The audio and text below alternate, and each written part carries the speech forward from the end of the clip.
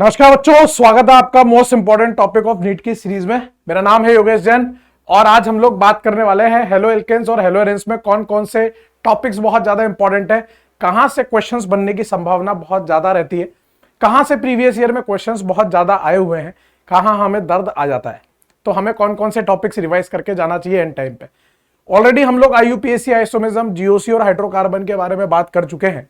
Hydrocarbon में मैंने आपको बहुत सारी रिएक्शंस को याद करने को बोला था और बहुत सारी रिएक्शंस रिवाइज करने को बोला था, क्योंकि उसमें बहुत सारी थी इसलिए बोला था।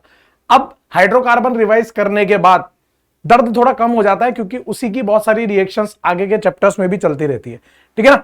तो हेलो एल्केन्स, हेलो एरेन्स की बात करते हैं। आज का हमारा लक्ष्य गोल जो है, most important topic in haloalkane haloarene, ठीक है। हेलो एल्केन हेलो एरेन्स में बेसिकली चार इंपॉर्टेंट चीजें हैं: method of preparation of haloalkane, chemical properties of haloalkane, method of preparation of haloarene, chemical properties of haloarene, और फिर physical properties भी हैं, वहां से भी क्वेश्चन बन जाता है। सबसे पहले बात करते हैं method of preparation of haloalkanes की। कहां से हेलो एल्केन्स बना सकते हैं? तो हाइड्रोकार्बन से बना सकते हैं, अल्कोहल से बना सकते हैं और हेलोजन एक्सचेंज वाले मेथड से बना सकते हैं, ठीक है ना। अब हाइड्रोकार्बन ऑलरेडी हम लोग रिवाइज कर चुके हैं, ठीक है ना। तो हाइड्रोकार्बन में फोटो हेलोजिनेशन ऑफ एल्केन, ये सबसे इंपॉर्टेंट है। मैंने वहां पर भी बोला था आपको कि ये तो आप रिवाइज करके जाइएगा ही जाइएगा, यहां से वो मोनो हेलोजिनेटेड वाला क्वेश्चन बन जाता है मेनली, ठीक है ना। तो एल्केन से हम लोग हेलो एल्केन बना सकते हैं, एल्कीन से भी हम लोग हेलो एल्केन बना सकते हैं, ये भी हम लोग हाइड्रोकार्बन वाले चैप्टर में रिवाइज कर चुके हैं। एडिशन ऑफ HX मतलब HF, HCl, HBr, HI, जहां पे मार्कोनिकोव विद रीअरेंजमेंट लगता है, तो यहां रीअरेंजमेंट ऑफ कार्बोकेटाइन का ध्यान रखना है आपको। फिर addition of HBr in presence of peroxide, peroxide effect जो है वो सिर्फ HBr में ही लगता है, वो इंपॉर्टेंट बात है और यहां से लगभग 2-3 बार प्रीवियस ईयर में क्वेश्चन आ चुका है, तो ये आप अच्छे से रिवाइज करके जाएं। यहां anti Markovnikov rule without rearrangement लगता है। ऐसे पूछ लेगा कि किसमें खराश इफेक्ट लग रहा है, इसी को खराश इफेक्ट भी बोलते हैं, इसी को परोक्साइड इफेक्ट भी बोलते हैं। 4 ऑप्शन दे देगा, 4 एल्कीन दे देगा, पूछ लेगा किसमें खराश इफेक्ट लग रहा है, तो जो अनसिमेट्रिकल एल्कीन होती है उसमें खराश इफेक्ट लगता है, या सीधे सीधे प्रोडक्ट पूछ लेगा। एडिशन ऑफ X2CCl4 हीट मतलब Br2CCl4, इस तरह से पूछ लेगा, तो यहां मार्कोनिकोव विदाउट रीअरेंजमेंट लगता है। एक और चीज का यहां ध्यान रखना, यहां एंटी एडिशन होता है बेटा। कौन सा एडिशन होता है? Anti addition. दोनों Br जो है वो अपोजिट डायरेक्शन में लगेंगे, अपोजिट तरीके से लगते हैं, एक इधर से Br, एक अपोजिट से Br। अगर साइक्लिक कंपाउंड है तो वेट डैश का मामला रहेगा, ओपन चेन में कोई फर्क नहीं पड़ रहा। तो ये आप हाइड्रोकार्बन वाले टॉपिक में रिवाइज कर चुके हैं, एक बार फिर देख लेना। और प्रीवियस ईयर में जो क्वेश्चंस आए ना, केवल उनको कर जाना, उसी से रिवाइज हो जाएगा, ठीक है। फिर अल्कोहल से भी हम लोग हेलो एल्केन बना सकते हैं। कैसे? SOCl2 heat, SOCl2 pyridine heat. Generally in दोनों का कंपैरिजन आता है, यहां पर SNI मैकेनिज्म और यहां SN2 मैकेनिज्म चलता है। यहां आपका रिटेंशन प्रोडक्ट बनता है, मतलब जिस तरफ OH लगाया ना उसी तरफ आपका Cl लगेगा, वेज पर OH तो वेज पर ही Cl। लेकिन यहां पर इन्वर्जन प्रोडक्ट बनता है, मतलब अगर OH वेज पर लगाया तो फिर वो Cl डैश पर लग जाता है।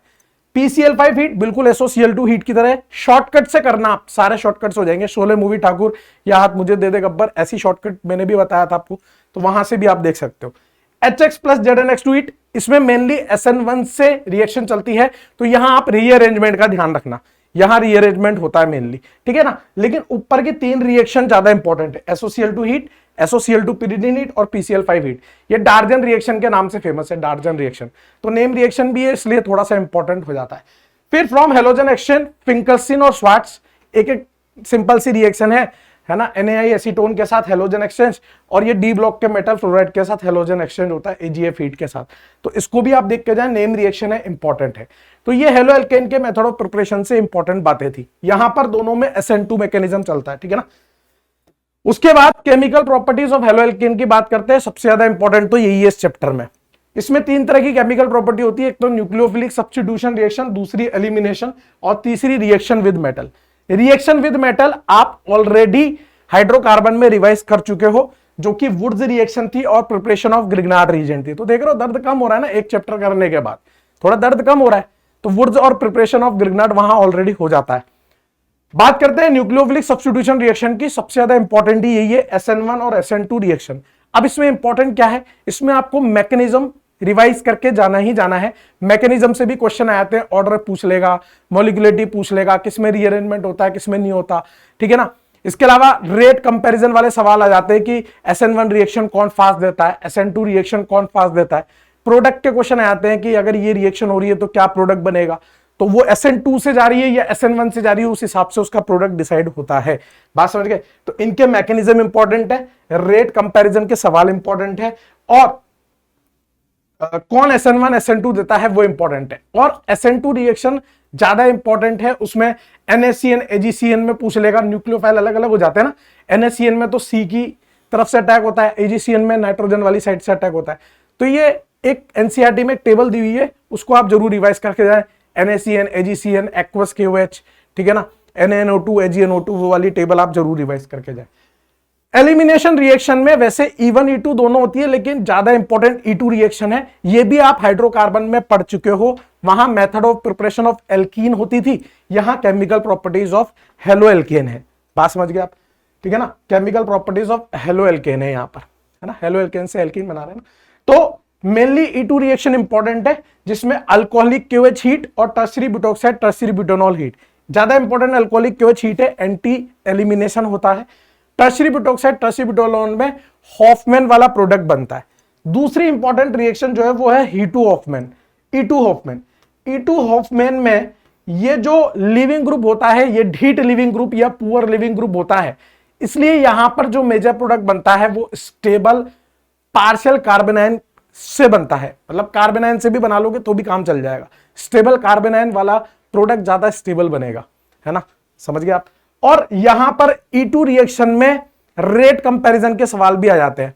जैसे मान लो 4 आपको हेलो एल्केन दे देगा, आयोडीन ब्रोमीन क्लोरीन फ्लोरीन, तो जल्दी आयोडीन में होगी। या मेजर प्रोडक्ट जहां स्टेबल एल्कीन, जितनी ज्यादा स्टेबल एल्कीन वो मेजर प्रोडक्ट होगा। हाइड्रोजन ड्यूटेरियम ट्रीटियम में हाइड्रोजन जल्दी निकलेगा। तो उस तरह के रेट कंपैरिजन वाले सवाल भी यहां से आ जाते हैं।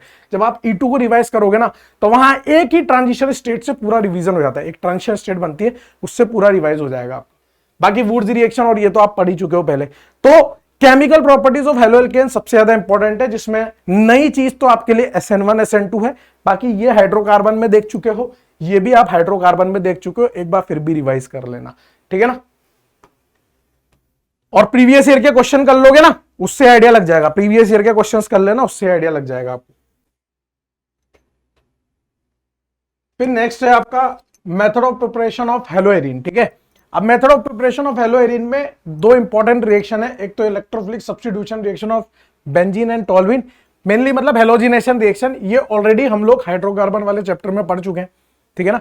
वहां पे वो दूल्हा दुल्हन वाली रिएक्शन थी। जैसे बेंजीन पर X2 + AlX3 करोगे तो यहां से जो दुल्हन आती थी, इलेक्ट्रोफाइल आता था, वो X+ आता था, तो यहां से ये बेंजीन पर सब्स्टिट्यूट हो जाएगा, हेलो बेंजीन बन जाएगा। अगर टोल्यूइन पे कराओगे तो वो ऑर्थोपेरा डायरेक्टिंग हो जाएगा, ऑर्थोपेरा पे हेलोजन लग जाएगा। लेकिन इससे ज्यादा important nucleophilic substitution reaction of benzene diazonium salt है। बेंजीन डाइजोनियम सॉल्ट की रिएक्शन ज्यादा इंपॉर्टेंट है, ठीक है ना। उसमें कौन कौन सी इंपॉर्टेंट है? 3 नेम रिएक्शन, एक तो सैंडमेयर रिएक्शन, दूसरी गाटरमान रिएक्शन, तीसरी बाल्शिमान रिएक्शन। अब जो सैंडमेयर रिएक्शन होती है उसमें क्लोरोबेंजीन ब्रोमोबेंजीन, है ना, वो बना सकते हैं। गाटरमान में क्लोरो और ब्रोमोबेंजीन बना सकते हैं। बाल्शिमान में फ्लोरोबेंजीन बनती है मेनली, ठीक है ना। तो ये ज्यादा इंपॉर्टेंट है इससे भी, ठीक है ना। बेंजीन डाइजोनियम सॉल्ट की ये वाली रिएक्शंस तो आप देख के जाए, नेम रिएक्शन है ना भाई, नेम रिएक्शन है, क्लियर है। मतलब ये तो सीधे लर्न करने वाली रिएक्शन है, एक बार देख के जरूर जाए, है ना, एक बार देख के जरूर जाए। फिर है chemical properties of haloarene, again very important, बहुत इंपॉर्टेंट है।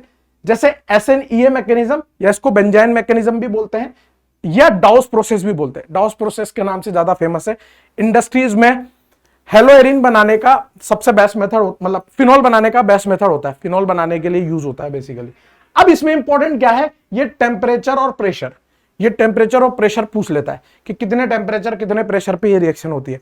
हेलोएरिन की reaction NaOH 623 kelvin 300 atmospheric pressure पे ये रिएक्शन होती है और फिनॉल बनता है। तो ये टेम्परेचर प्रेशर आप याद करके जाओगे, ये इंपॉर्टेंट है, ठीक है ना। फिर दूसरी रिएक्शन है SN2AR रिएक्शन, जिसमें ऑर्थो या पैरा पे NO2 ग्रुप मिलेगा आपको। हेलोएरिन के ऑर्थो पैरा पे NO2 ग्रुप मिलेगा।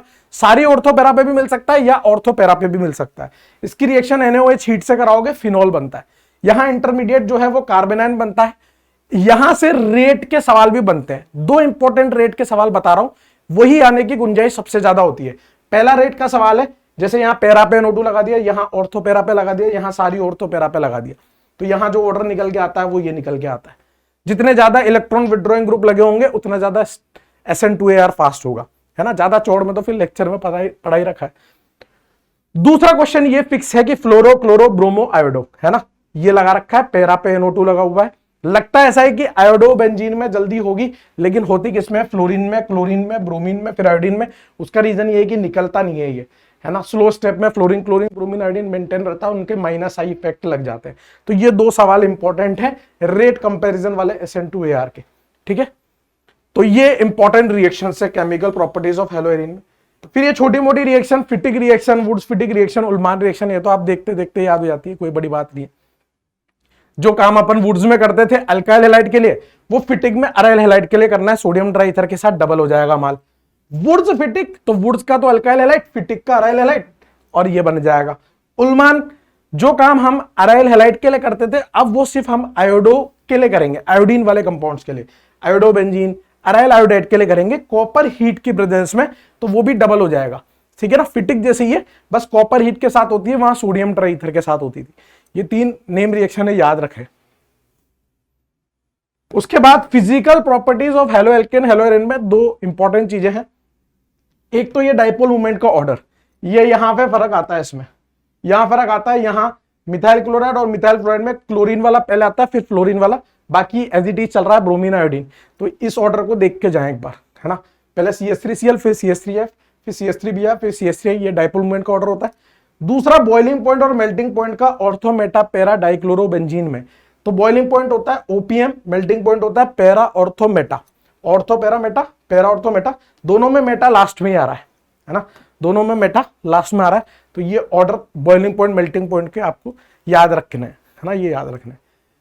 फिर पॉलीहेलोजन कंपाउंड में क्लोरोफॉर्म की सारी प्रॉपर्टीज आपको पता होने चाहिए। क्लोरोफॉर्म का मेथड ऑफ प्रिपरेशन तो वैसे कार्बोनिल कंपाउंड में इंपॉर्टेंट होता है, लेकिन क्लोरोफॉर्म की रिएक्शन सिल्वर हीट के साथ कराते हैं तो एसिटाइलिन बनता है, वो मैं आपको हाइड्रोकार्बन में ऑलरेडी बता चुका हूं, ठीक है ना। बाकी क्लोरोफॉर्म की प्रॉपर्टीज की एनेस्थेटिक होती है, लिक्विड होती है, वो छोटी मोटी बात है, ठीक है ना। आयोडोफॉर्म इंपॉर्टेंट येलो सॉलिड होता है, ये भी हेलोफॉर्म वाली रिएक्शन में ही ज्यादा इंपॉर्टेंट होता है, लेकिन क्लोरोफॉर्म और आयोडोफॉर्म इंपॉर्टेंट पॉलीहेलोजन कंपाउंड से। एक बार इसकी रीडिंग कर लेना आप एनसीईआरटी से, और एक बार DDT का स्ट्रक्चर देख के जाना, DDT का स्ट्रक्चर भी कभी कभार पूछ लेता है। बात समझ में आ गई। तो ये कुछ इंपॉर्टेंट चीजें थी हेलो एल्केन हेलोएरिन से, मेरे हिसाब से बात समझ में आ गई होगी। देखो important chemical properties of halo alkane बहुत ज्यादा है, वहां पर भी इंपॉर्टेंट क्या है इस चैप्टर में, SN1 SN2 रिएक्शन। बाकी सब आपने हाइड्रोकार्बन में रिवाइज कर लिया। हालांकि कुछ लोगों के दर्द आया था कि सर सारी तो बता दी, अरे भैया तो आ जाएगा तो फिर आप गाली दोगे ना, इसलिए मैंने पहले ही बता दिया सेफ साइड के लिए। जहां जहां से प्रीवियस ईयर में क्वेश्चंस ऑलरेडी बन चुके हैं वो पूछ सकता है भाई, समझ रहे हो। तो पिछले 8-9 साल के प्रीवियस ईयर के क्वेश्चन आपको करने ही करने हैं, है ना। उससे आपको बहुत अच्छे से आइडिया मिल जाता है कि कहां से क्वेश्चन किस तरह के पूछे जा रहे हैं। SN1 SN2 तो बहुत अच्छे से आप रिवाइज करके जाएं, सारी रिएक्शंस रिवाइज करके जाएं, सारी इंपॉर्टेंट बातें रिवाइज करके जाएं। एक और इंपॉर्टेंट बात, सबसे ज्यादा पंगा आता है SN1 SN2 E1 E2 के कंपैरिजन में। पता ही नहीं चलता कब SN1 लगानी है, कब SN2, कब E1, कब E2। तो उनके कंपैरिजन को आपके रेस्पेक्टिव नोट्स में बता रखा है। तो SN1 SN2 E1 E2 का कंपैरिजन, सारा खेल रिएजेंट का होता है, कब SN1 लगानी है, कब SN2, कब E1, कब E2, रिएजेंट पे डिपेंड करता है। तो वो जरूर देख के जाएं आप। अगर आपने वो भी रिवाइज कर लिया ना कि कब SN1, कब SN2, कब E1 E2, आपका काम चल जाएगा। और केमिकल प्रॉपर्टीज ऑफ हेलोएरिन में डॉस प्रोसेस का टेम्परेचर, प्रेशर और SN2AR रिएक्शन, ये तो पढ़ के जाएं। बाकी फिटिक विटिक तो आप कर लोगे, ठीक है। अगले चैप्टर में मिलते हैं, धन्यवाद।